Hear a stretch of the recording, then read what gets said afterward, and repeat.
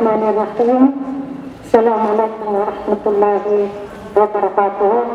Good morning to one and all. Before anything else, please allow me not to mention anymore the members of the Marathi Television family, because I was listening to the former speakers, and I know that all has been acknowledged individually. But allow me to, of course, acknowledge the family, the immediate family of the lady of today, Dr. Paramata Monte Bantuas. First, let me acknowledge the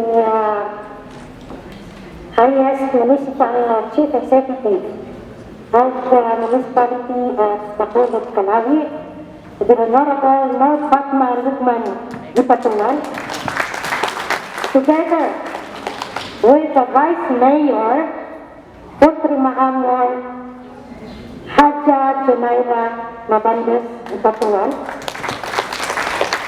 the former mother of Amaypakpa Central Elementary School, my idol, Haja Kalimato Jamila Lukman Bantuan, together with all her children. I am here issue director Mahalin Ungkat, Dr. Manasir Bantuas Jr., Dr. Shalini Bantuas, and all other children of Ma'am Jamila. And also allow me to acknowledge the immediate family of our family, my aunties, nandito sila lahat, mga younger sisters ng aking mother, because my mother is the eldest among the siblings of 14, and I also happen to be the eldest among the more than 100 first cousins of the Lansing Mitchell family. We also have here, I would like to mention the mother of Farah, my auntie Haja Hanifa Mitchell Monti, and her children, headed by Barangay Chairman, the Honorable Babinda Mitchell Monti over there. We also have the working councilor of Lumba Bayaba, Honorable Anwar Galop Lamping over there. And siguro kahit na yun na lang yung ating na-acknowledge, because I will not be able to say my message to the family and to all the 35 sisters that we have here this morning. Hindi ko na siguro i-acknowledge yung ating anak, kahit na alam niyo ba yan, gusto ko sana isakay ko rin yung title niya with her promotion to Attorney 4, Reverend Derek P.A. Barn, but hindi talaga tumayo. Yes.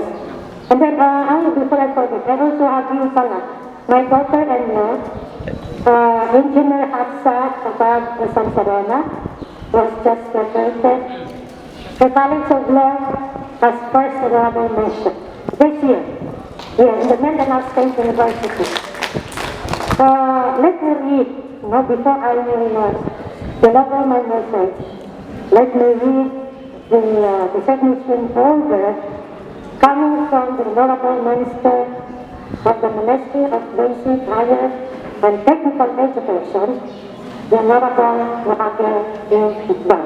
May I request the Honorable to please stand here.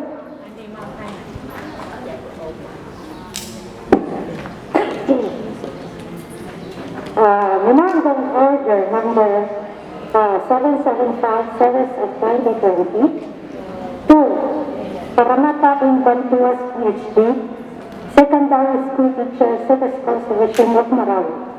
Attention to yours truly, from Mohamed Iqbal, Minister. The subject is resignation order In fact, the date of the order was way back October 28, 2020, but it was released last November 26 in the office of the minister and in the office of the Regional Information Officer of the NDSTD. The designation order reads this way: in the exigency of public service and further considering the leadership and competence required for the effective management of the school, you are hereby designated as acting or officers in charge principal of Marawi City National High School, Marawi City Division, effective immediately. As such, you shall respond and perform the functions pertinent to the duties and responsibilities of an officer in charge. You are also directed to report to the office of the minister through the school division superintendent of Marawi City Division, coordination with the concerned division and submission of necessary reports to the inspector. The school division office shall ensure the implementation of this order. That's why there is an assumption immediately after we receive this order. Please be informed that this designation order does not carry any benefit nor enhancement of salary and other emoluments. This order shall remain in full force and effect until revoked by the minister. It shall likewise modify, amend, and or repeal all other issuances inconsistent with. Meaning, if there are previous orders released, this memorandum order makes it in effect all other previous issuances. For compliance and immediate effectivity signed by the Honorable Minister. So let me hand this designation order to the Honorable.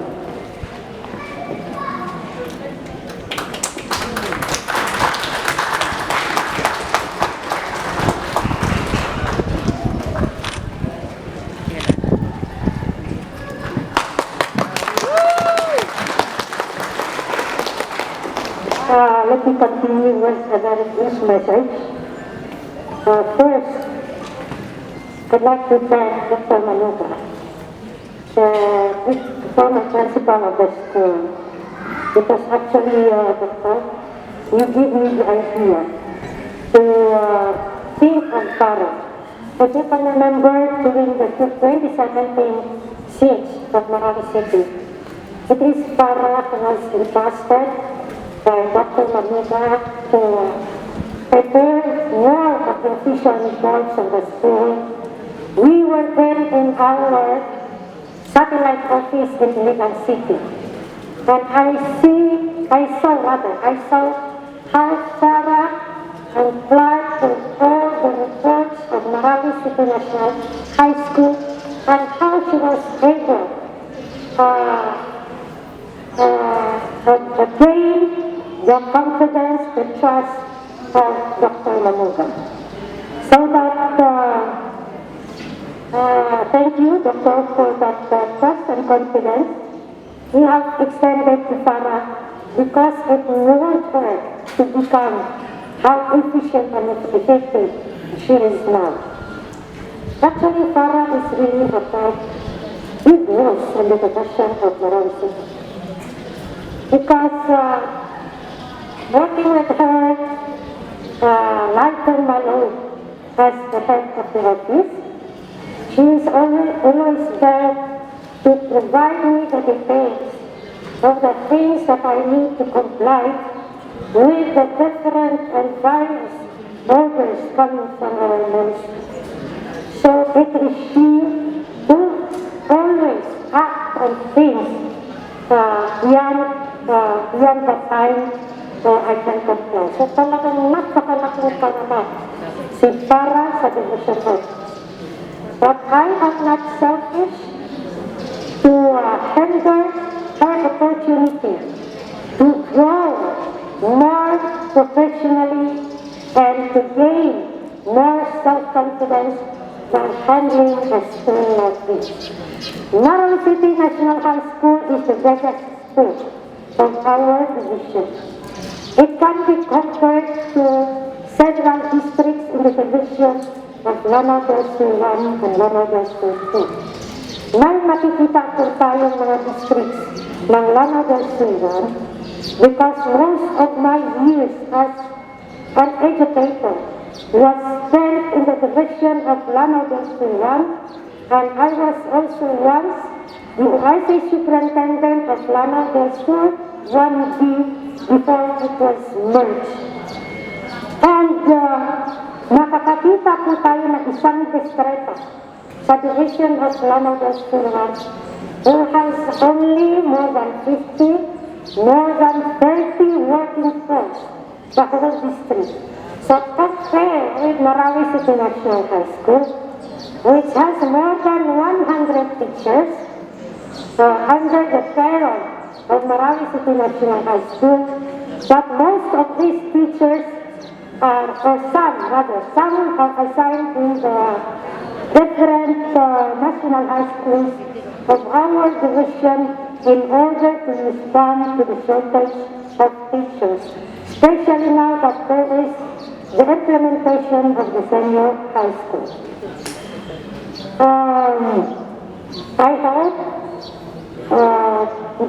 Ms. Mariah Allen and Dr. Aida Bato will continue to give their support to Farah because you still remain